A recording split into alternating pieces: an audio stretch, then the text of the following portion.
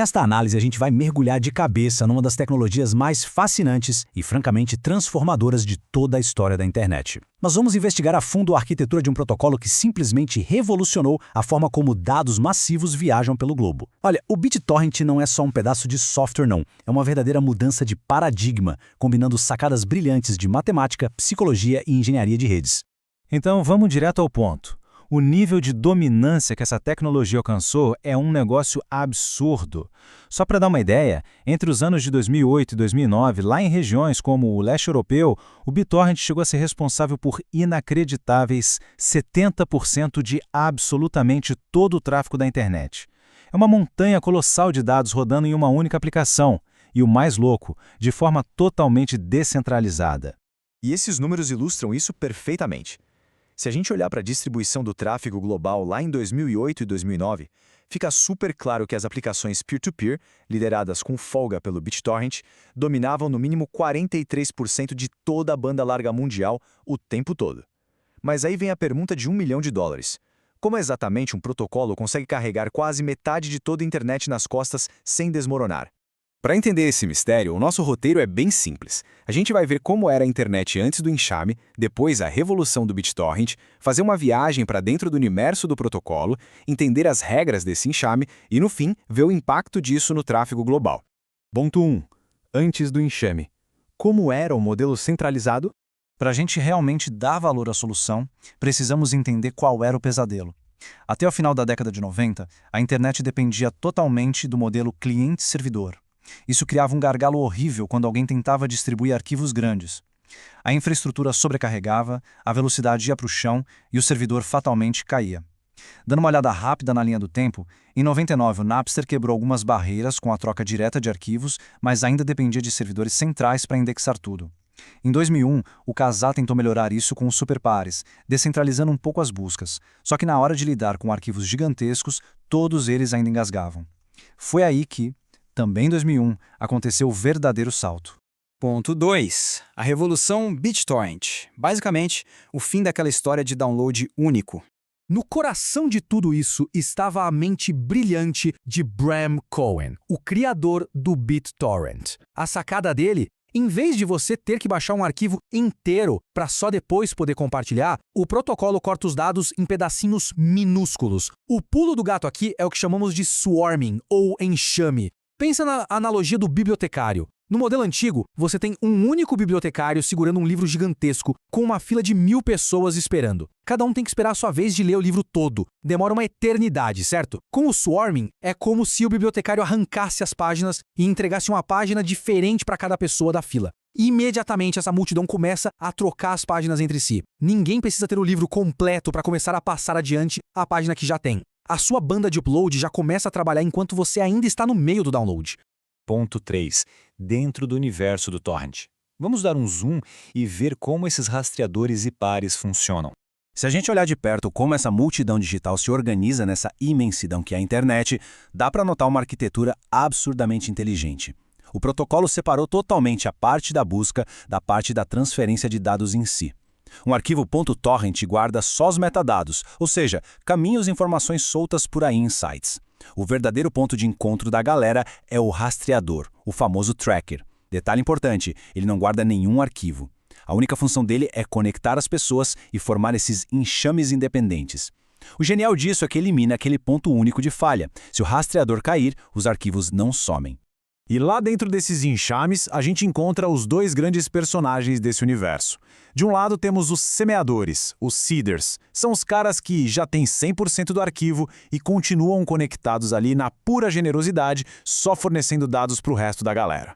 Do outro lado temos os sugadores, os leechers. Esses são os pares que ainda estão no meio do download. E olha, o grande desafio de qualquer rede construída dessa forma é o parasitismo, os chamados free riders, aquelas pessoas que só querem baixar o arquivo rapidinho e sumir sem contribuir com absolutamente nada em troca. Ponto 4. As regras do enxame. Como a rede pune e incentiva os usuários. Como não tem um servidor central bancando o policial e vigiando todo mundo, o enxame precisa de leis muito estritas para forçar essa galera toda a cooperar. E a resposta psicológica que foi embutida lá no meio do código é o famoso tit for tat, a boa e velha regra do olho por olho. Funciona assim. O BitTorrent mede o tempo todo a quantidade de dados que está sendo enviada e recebida. Se uma máquina se recusa a fazer upload para a rede, o software não pensa duas vezes, ele simplesmente sufoca o download dela. É uma matemática implacável, pessoal. Quanto mais banda de upload você oferece, mais rápido você consegue baixar. É literalmente um jogo de ganha-ganha que usa o próprio interesse das pessoas para forçar a generosidade e manter a rede super rápida. Mas aí, a gente esbarra num paradoxo super interessante. Pensa comigo. Como é que um usuário novo, que acabou de entrar no enxame sem um único byte de dado para oferecer, consegue baixar alguma coisa se a regra do olho por olho é tão rígida? Se ninguém quer doar para quem não tem o que devolver, os novatos ficariam travados para sempre, certo? A solução que a arquitetura encontrou é dividida em duas regras brilhantes. A primeira é o desbloqueio otimista, ou Optimistic Unchoking. De vez em quando, o software simplesmente decide entregar dados de graça, meio que na sorte, para usuários novos. Isso funciona como um teste de voo. Dá ao novato algumas peças para ele começar a ter o que negociar e, ao mesmo tempo, mede a verdadeira velocidade de upload dele. A segunda regra fundamental é buscar sempre as peças mais raras primeiro, o Local Rarest First. O protocolo manda baixar na hora os pedacinhos que são menos comuns dentro da rede. Faz sentido, né? Se uma peça rara corre o risco de sumir porque pouca gente tem, copiar ela rápido garante que o enxame não morra a longo prazo. Na prática, todas essas regras se transformam numa dança super complexa de 3 estados de comunicação. Primeiro vem a declaração de interesse, que é quando o computador percebe que o outro tem aquelas peças raras que faltam, e a partir daí começam as ações de bloquear e desbloquear. É uma loucura. As mensagens ficam voando de um lado para o outro pela rede, pedindo e entregando blocos, num verdadeiro jogo de xadrez digital. Cada cópia do software fica ali, calculando centenas de variáveis por minuto só para manter esse equilíbrio perfeito rolando. Ponto 5. O tráfego global. Como isso virou o gigante da web.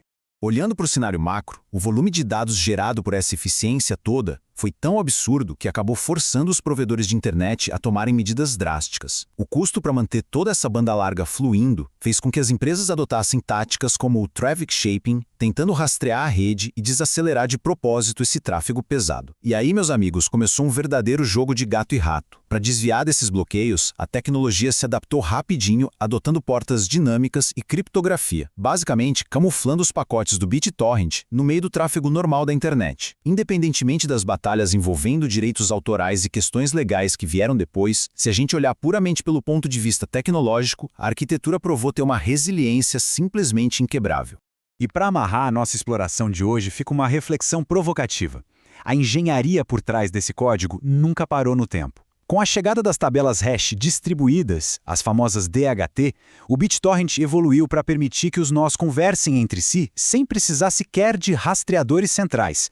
É um modelo onde a rede inteira opera de forma puramente autônoma. Então a pergunta que fica é: qual é o futuro das redes descentralizadas agora que os últimos resquícios de gargalos centrais foram removidos da equação? É um universo inteiro de possibilidades. Fica aí o convite para a gente continuar acompanhando o potencial infinito da arquitetura de redes. Chegamos ao fim de mais um vídeo. Se você gostou das reflexões que trouxemos hoje, já clica no botão de inscrever-se aqui embaixo para fazer parte da nossa comunidade. A nossa ideia aqui é sempre trocar conhecimentos, então, se você tem algum texto legal e quer que a gente faça uma análise dele aqui no canal, é muito simples. Confira na descrição do vídeo o passo a passo para enviar o seu documento em PDF para a nossa equipe. E para quem quiser se aprofundar um pouco mais, o texto base completinho que serviu de guia para o vídeo de hoje também está linkado na descrição. Um grande abraço e até o próximo vídeo.